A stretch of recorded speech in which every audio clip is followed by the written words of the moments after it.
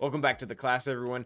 Today we are going to be talking about roster building once again, and really more so about GAC strategy and how it relates to the roster that you have and trying to get the most amount of bang for your buck out of it. And the way we're going to do that is we're going to be looking at a group of teams and partially characters as well that are very effective at really low gear levels. So we have the list of them here. I should warn everyone beforehand, some of these characters, a lot of these characters are relicked. I have an endgame account. I've been playing for a very long time.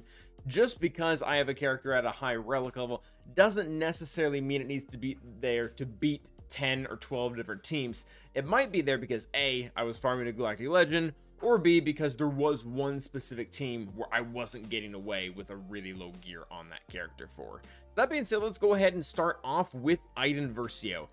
This has got to be one of the best value teams in the entire game. I almost want to pull up screenshots. Anybody who's been following my videos on YouTube or on Twitch about us doing GAC, we have routinely taken in this Gear 12 team and beaten Mon Mothmas every single round in 5v5. There was one round with Malik, but we're not going to count that. But they just destroy them because of the Omicron in GAC. This really doesn't translate well to other game modes.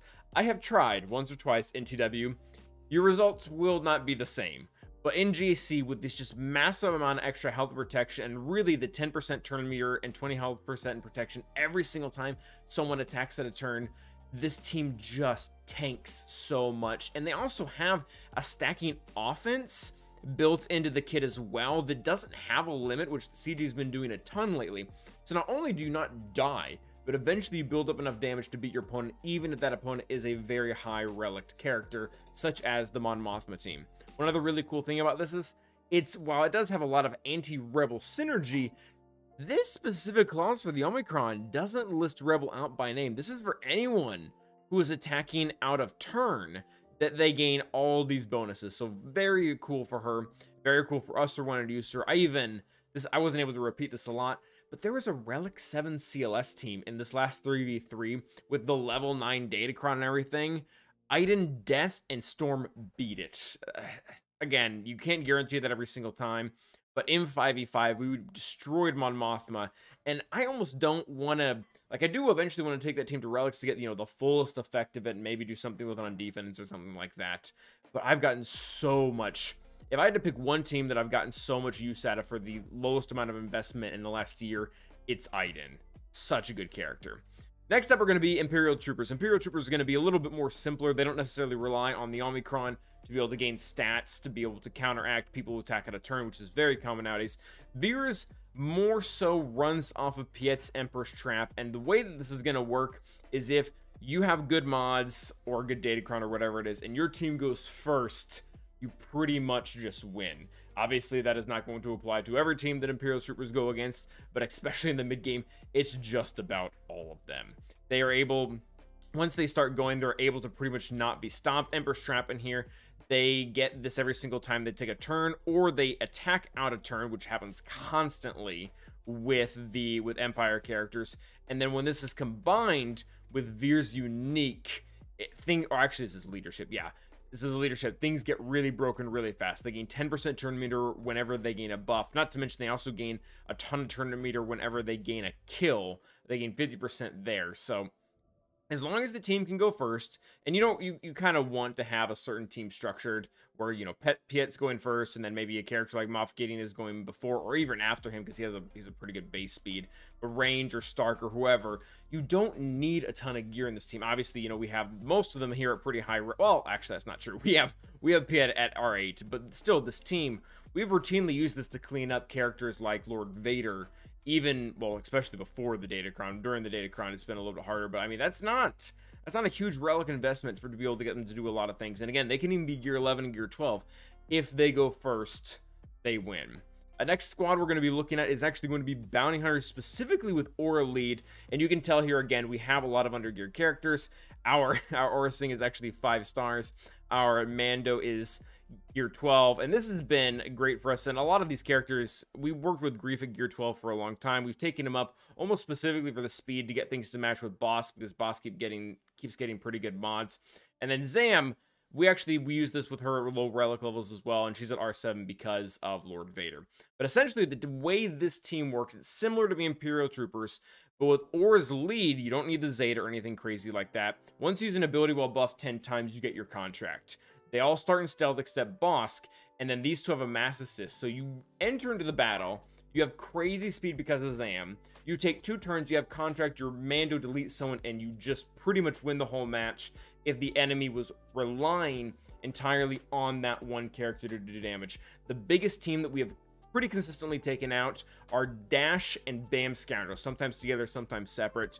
You're able to go in, you go before all those major characters, you snipe out the really strong one, whether it be Dash or Bam. They can be R7, R8, they can have a really good Datacron, or at least Bam.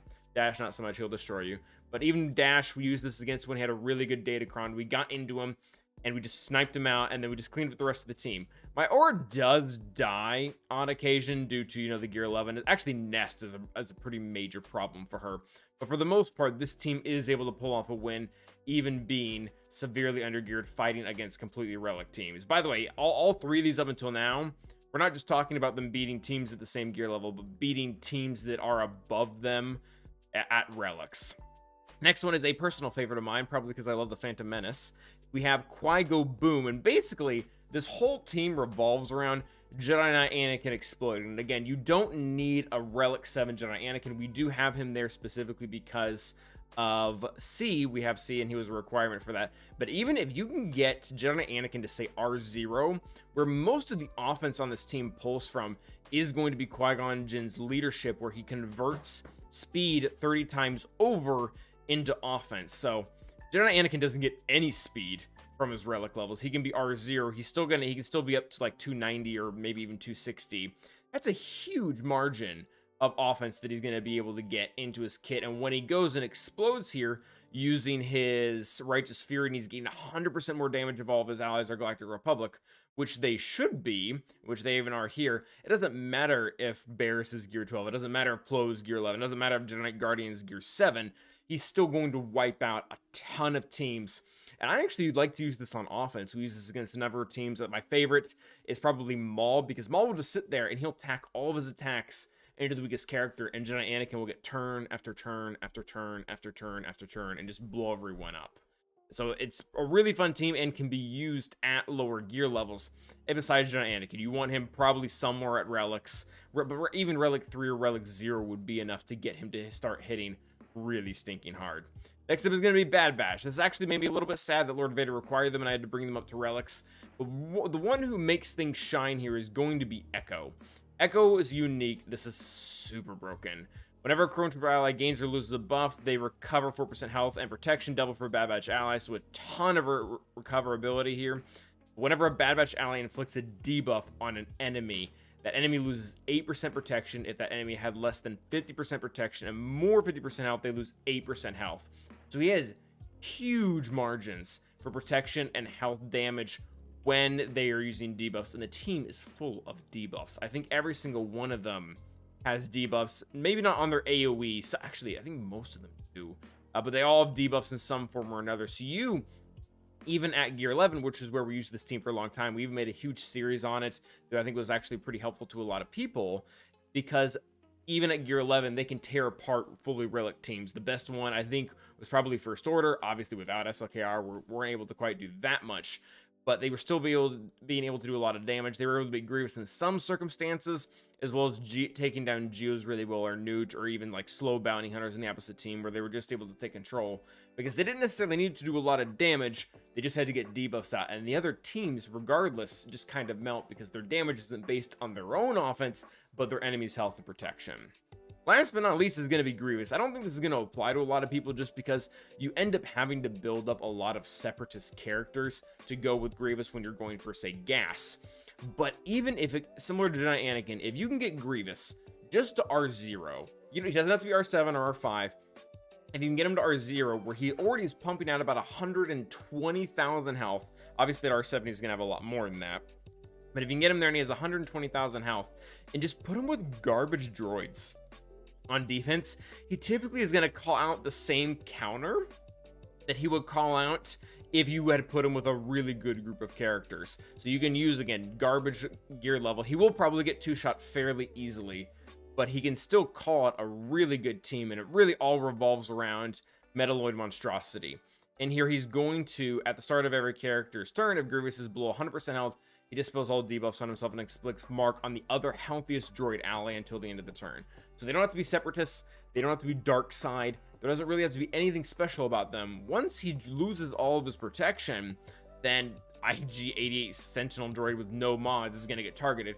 You're going to kill him, Grievous is going to get ticked off, and he's just going to do a ton of damage on the following turn, because along with taking his bonus turns whenever one of those droids goes down, he's also going to be collectively making his health pool larger. And his health pool doesn't even have to be, it doesn't have to be big because the other droids are big. It just gets larger because he gains 5% max health for each droid ally for the rest of the encounter. So he's going to start to do an incredible amount of damage, even if the characters he's pulling from really aren't, say, that incredible in gear or ability or otherwise.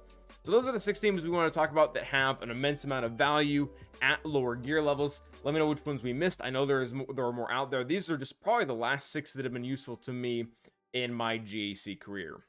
Thank you guys for watching. As always, remember to like and subscribe. Stay awesome.